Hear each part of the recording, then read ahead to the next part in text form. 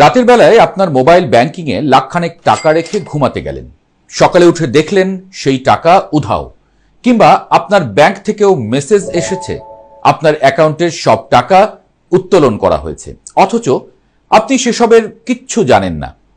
এখন শুধু কল্পনায় নয়, হরহামেশাই ঘটছে। তবে সবচেয়ে ভয়ঙ্কর তথ্য হল, ইলন মাস্কের ইন্টারনেট সেবা স্টারলিংক ব্যবহার করে প্রতারক চক্র গেড়ে বসেছে এই গোটা অঞ্চলে।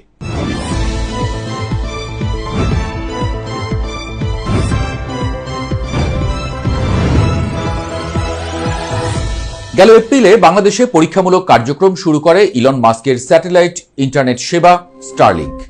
ভারতের মতো দেশের আগে বাংলাদেশে এর যাত্রা শুরু হওয়ায় তখন অনেকের বাহবাও পেয়েছিল ইউনূস সরকার। বলা হচ্ছিল দেশের দুর্গম পাহাড়ি এলাকা থেকে শুরু করে কর্পোরেট টাওয়ার, সব জায়গায় এক সমান গতিতে ইন্টারনেট ছুটে যাবে, যেন পৃথিবীর সীমানা পেরিয়ে মহাকাশের আলো এসে পড়বে আমাদের গ্রামে, ঘরে, অফিসে। সেই অনুযায়ী পরিকল্পনাও চলছিল। ডেটা বলছে সম্প্রসারণের গতি হয়তো প্রত্যাশিত নয়, কিন্তু ব্যবহার বাড়ছে ধীরে ধীরে। তবে সাম্প্রতিক আন্তর্জাতিক তথ্য যা বলছে তাতে ভয় পাওয়াটাই স্বাভাবিক। আপনার ফোনে থাকা বিকাশ, নগদ বা যে কোনো ব্যাংকিং অ্যাপ সবই ঝুঁকিতে পড়তে পারে যদি সামান্য অসতর্ক হয়ে পড়েন।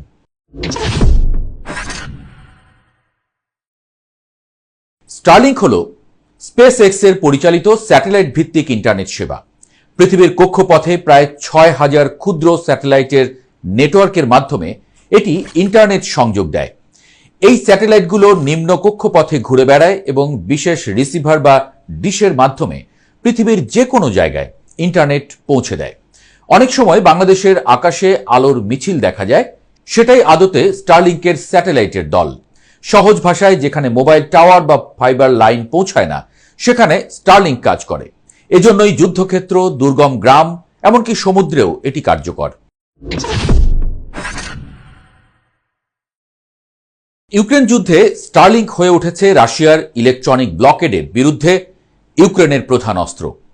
ক্ষেপণাস্ত্র নিক্ষেপ থেকে শুরু করে ফ্রন্টলাইনে সেনাদের কমান্ড ও ড্রোন নেভিগেশনে এই সংযোগ ব্যবহার করা হয়েছে। আবার গাজা যুদ্ধেও সীমিত আকারে এর ব্যবহার নিয়ে আলোচনা হয়, বিশেষ করে মানবিক সংযোগ পুনরুদ্ধারে। স্যাটেলাইট ভিত্তিক হওয়ায় এটি কোনো রাষ্ট্রীয় নেটওয়ার্কের নিয়ন্ত্রণে পড়ে না, ফলে সেন্সরশিপ বা ব্ল্যাকআউট সহজে এড়ানো যায়। কিন্তু এই সুবিধাটি এখন দক্ষিণ পূর্ব এশিয়ায় প্রতারণার হাতিয়ার হয়ে উঠছে। Myanmar, Thailand, Cambodia, Laos, Philippine ও পূর্ব তিমুরে এখন গড়ে উঠেছে এক ধরনের ভয়াবহ নেটওয়ার্ক স্ক্যাম সিটি। এগুলো যেন আধুনিক দাস বাণিজ্যের ডিজিটাল সংস্করণ। জাতিসংঘের মাদক ও অপরাধ দপ্তর ইউএনওডিসি বলছে ২০২৩ সালে এসব প্রতারণা নেটওয়ার্ক ১৮ থেকে ৩৭ বিলিয়ন ডলার হাতিয়ে নিয়েছে। এই চক্রগুলো স্টারলিংক ব্যবহার করছে প্রধানত তিনটি কারণে। প্রথমত, এটি স্থানীয় টেলিকম নেটওয়ার্কের উপর নির্ভর করে না, ফলে কোনো দেশের সরকার ইন্টারনেট বন্ধ করলেও তাদের সংযোগ অটুট থাকে। দ্বিতীয়ত, ডেটা ট্রাফিক স্যাটেলাইটের মাধ্যমে যায়, যা স্থানীয় আইনশৃঙ্খলা সংস্থার নজরদারিতে সহজে ধরা পড়ে না। তৃতীয়ত, স্টারলিংক পোর্টেবল। ছোট ডিশ ও পাওয়ার ইউনিট নিয়ে কয়েক ঘন্টার মধ্যে নতুন জায়গায় বসিয়ে ফেলা যায়, ফলে কোনো এলাকায় অভিযান শুরু হলে প্রতারক দল দ্রুত অন্যত্র সরে গিয়ে আবার নেটওয়ার্ক চালু করতে পারে, যেন আকাশে বসে থাকা এক ভুতুরে নেটওয়ার্ক যা পৃথিবীর আইনকে বৃদ্ধাঙ্গুলি দেখায়।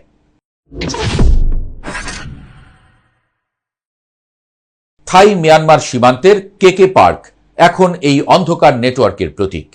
মিয়ানমার সেনাবাহিনী সম্প্রতি অভিযান চালিয়ে সেখানে ৩০ সেট স্টারলিংক রিসিভার উদ্ধার করেছে বলে খবর গণমাধ্যমের। ধরা পড়েছে ২,০০০-এর বেশি মানুষ। ওই এলাকা মূলত অনলাইন জুয়া, বিনিয়োগ, প্রতারণা, মানব পাচার এবং মানি লন্ডারিং এর ঘাঁটি। এশিয়া প্যাসিফিক নেটওয়ার্ক ইনফরমেশন সেন্টারের তথ্য বলছে, ফেব্রুয়ারি পর্যন্ত মিয়ানমারের স্টারলিংক তেমন দৃশ্যমান ছিল না, কিন্তু জুলাই থেকে অক্টোবরের মধ্যে এটি দেশটির শীর্ষ ইন্টারনেট উৎসে পরিণত হয়েছে। আন্তর্জাতিক গণমাধ্যমে প্রকাশিত ছবিতে দেখা গেছে পার্কের ছাদে সারিবদ্ধভাবে বসানো স্টারলিংক ডিশ যেন কোনো গোপন সামরিক বেজ। এ ধরনের চিত্র পাওয়া গেছে কম্বোডিয়ার সিহানুকভিল লাওসের গোল্ডেন ট্রায়াঙ্গল এবং পূর্ব তিমুরের O21 অঞ্চলেও। পুলিশি অভিযানে হোটেল রুম থেকে স্টারলিংক ডিভাইস সহ প্রতারণা নেটওয়ার্কের প্রমাণ মিলেছে। বাংলাদেশের পাশে এমন লঙ্কাকাণ্ড ভয় ধরাচ্ছে বাংলাদেশকেও। এই চক্রগুলো নানা রকম ফাঁদ তৈরি করে। রোমান্স স্ক্যাম, ভুয়া পরিচয়ে প্রেমের সম্পর্ক গড়ে তোলা, পরে অর্থ হাতিয়ে নেওয়া বা জিম্মি করা। পিগ বাচারিং, প্রথমে ছোট লাভ দেখিয়ে বিনিয়োগে আগ্রহী করা, পরে বড় অঙ্কে হাত সাফ করা।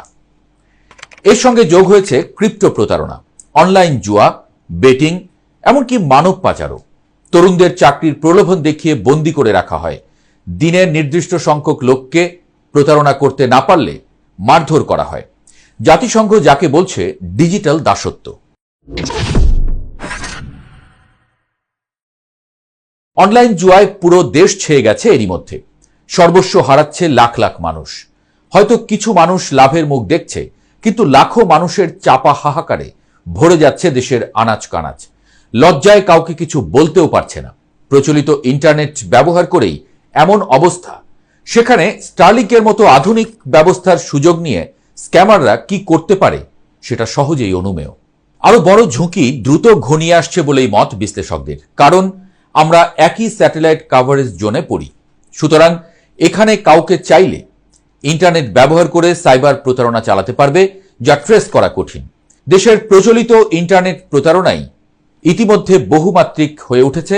Mobile banking, e commerce, phishing link, ভুয়া customer care, romance scam, loan app, সব মিলিয়ে ডিজিটাল অপরাধের এক নতুন ঢেউ।